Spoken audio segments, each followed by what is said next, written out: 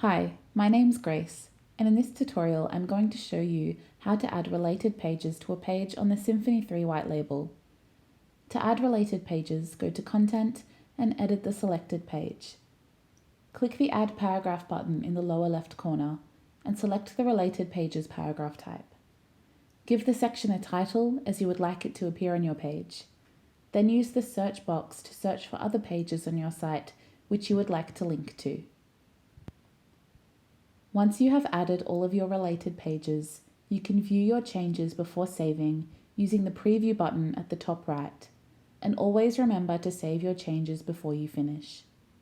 That's a brief overview of how to add related pages to a page. I'll see you in the next video.